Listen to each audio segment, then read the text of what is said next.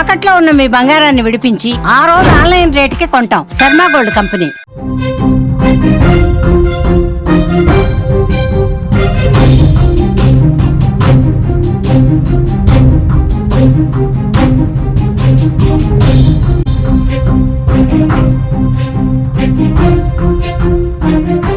చైనాలో భారీ వర్షాలతో పలు చోట్ల ఆకస్మిక వరదలు సంభవించాయి.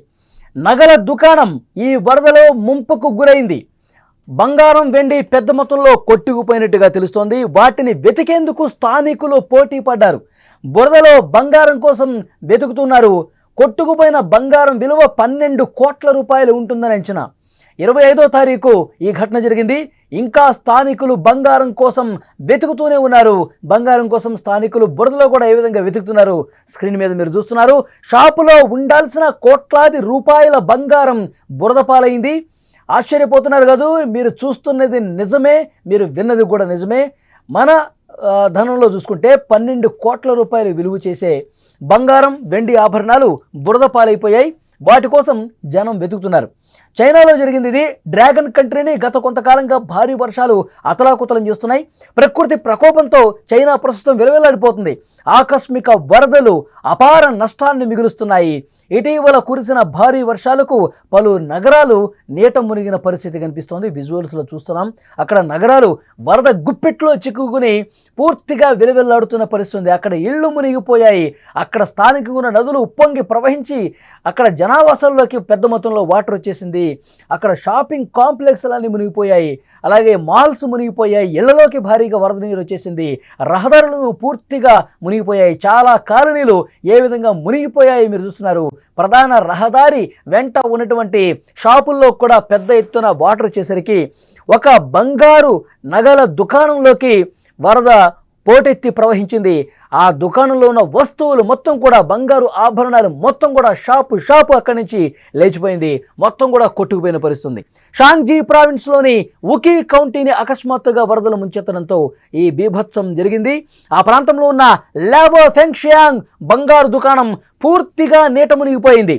ఆ వచ్చిన వరద ప్రవాహానికి వాటర్తో పాటు ఆ షాపులో ఉన్న బంగారం మొత్తం కొట్టుకుపోయింది. డిస్ప్లేలో ఉంచిన నగలు, క్యాబినెట్లతో సహా మొత్తం కూడా కొట్టుకుపోయాయి. బంగారు గాజులున్నాయి, నెక్లెస్లు ఉన్నాయి, ఇయర్ రింగ్స్ ఉన్నాయి, డైమండ్ రింగ్లు ఉన్నాయి, వెండి వస్తువులు ఉన్నాయి, పచ్చలు ఉన్నాయి. అన్నీ కూడా ఆ వరద ఊడ్చుకుపోయిందని చెప్పాలి. కొట్టుకుపోయిన బంగారం విలువ దాదాపు 12 కోట్ల రూపాయలు ఉంటుంది. ఆ బంగారు నగల దుకాణం సమీపంలో ఆ వాటర్లో, ఆ బురదలో అక్కడ స్థానికులు మొత్తం వెతుకుతూ ఉన్నారు. దొరుకుతున్నటువంటి బంగారం కూడా మనం స్క్రీన్ మీద చూడొచ్చు. కొంతమంది దొరికినట్టుగా జేబుల్లో వేసుకుని వెళ్ళిపోతూ ఉన్నారు. ఎవరికి కూడా ఏమీ చెప్పట్లేదు. ఆ బురదలో కష్టపడి వెతుక్కుంటూ కొన్ని గంటల పాటు ఆ వాటర్లో, బురదలో వెతుకుతున్నారు. కొంతమంది ఆ బంగారం కనిపించేటువంటి డిటెక్టర్స్ ఉంటాయి కదండి, ఆ డిటెక్టర్స్ను కూడా తీసుకొచ్చి ఆ బురదలో పెట్టి చెక్ చేస్తూ ఉన్నారు. ఏది దొరికినా, ఇయర్ రింగ్స్ దొరికినా, నెక్లెస్ దొరికినా, ఉంగరాలు దొరికినా, ఏవి దొరికినా సరే కొంతమంది నిజాయితీగా ఆ షాపు పట్ల కొంత నమ్మకం కలిగిన వాళ్ళు, ఆ షాపు యజమానితో కొంత సత్సంబంధాలు ఉన్నవాళ్ళు, పరిచయం ఉన్నవాళ్ళు తాముకు దొరికింది వాళ్ళకి ఇస్తున్నారు. కానీ చాలామంది కూడా అక్కడ వెతికే చాలామంది కూడా ఏ చిన్న బంగారం కానీ, వెండి వస్తువు కానీ, ఇతర ఆభరణాలు ఏమైనా దొరికినా మెల్లగా జేబులో వేసుకుని అక్కడి నుంచి చెక్కేస్తున్న పరిస్థితి. దాదాపు 12 కోట్ల రూపాయల విలువైనటువంటి బంగారు నగలు అన్నీ కూడా ఆ షాపును వరద ముంచెత్తడంతో ఆ బంగారు ఆభరణాలు మొత్తం కూడా రోడ్ల మీదకి కొట్టుకొచ్చేసి పూర్తిగా అవన్నీ పోయినటువంటి పరిస్థితి.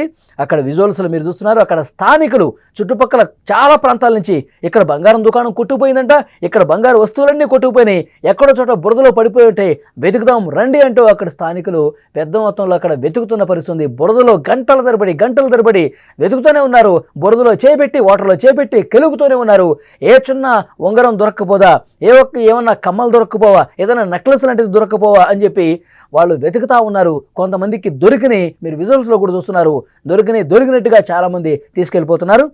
మొత్తం కూడా 20 కేజీల బంగార ఆభరణాలు ఉంటే అందులో ఇప్పటి వరకు కొంతమంది వాళ్ళు వెతికింది కావచ్చు, వాళ్ళకి తెలిసిన వాళ్ళు వెతికిచ్చింది 1 కేజీ మాత్రమే.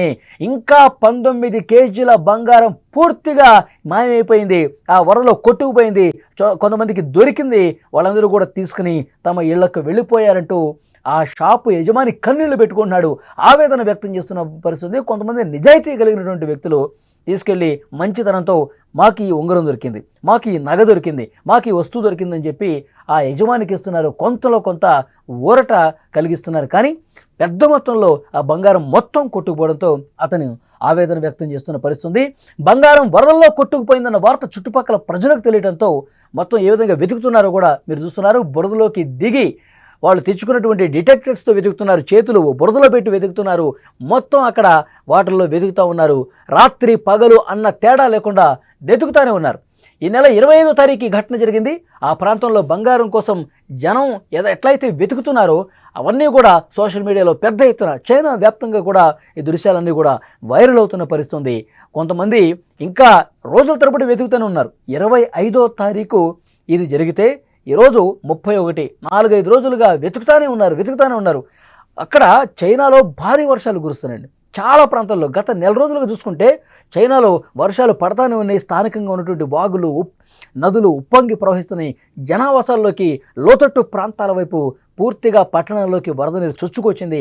ఆ వరద ప్రవాహానికి చాలా షాపింగ్ మాల్స్, కాంప్లెక్స్లు, బిల్డింగ్స్, అపార్ట్మెంట్లు, జనావాసాల్లో కూడా పెద్ద మొత్తంలో వాటర్ వచ్చింది. ఇలాంటి షాపుల్లో కూడా భారీగా ఆ వరద ప్రవాహం వెళ్ళి ఆ వరద ప్రవాహంలో షాపు లోపల ఉన్నటువంటి వస్తువులు, అది బంగారం దుకాణమా లేకపోతే ఇంకోటి ఏదైనా షాపా, అందులో ఎలాంటి వస్తువులు ఉన్నాయి అన్నీ కూడా కొట్టుకొని రోడ్ల మీదకి వచ్చి బురదలతో పాటు ఆ వస్తువులన్నీ కూడా కొట్టుకుపోతున్నాయి. ఆ బంగారం దుకాణం కొట్టుకుపోయిందన్న వార్త ఎప్పుడైతే బయటకు వచ్చిందో, ఎప్పుడైతే ఈ సమాచారం స్థానికులకు తెలిసిందో పెద్ద మొత్తంలో రోడ్ల మీదకి వచ్చి వెతకటం మొదలుపెట్టారు. 12 కోట్ల రూపాయల నష్టం వచ్చిందని చెప్తున్నారు.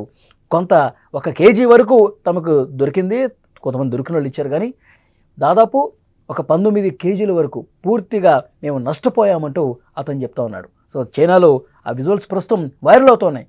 సోషల్ మీడియాలో ఎక్కడ చూసినా చైనాలో ఈ విజువల్సే కనిపిస్తున్నాయి. బంగారం కోసం వెతికే దృశ్యాలు అక్కడ వైరల్గా మారాయి.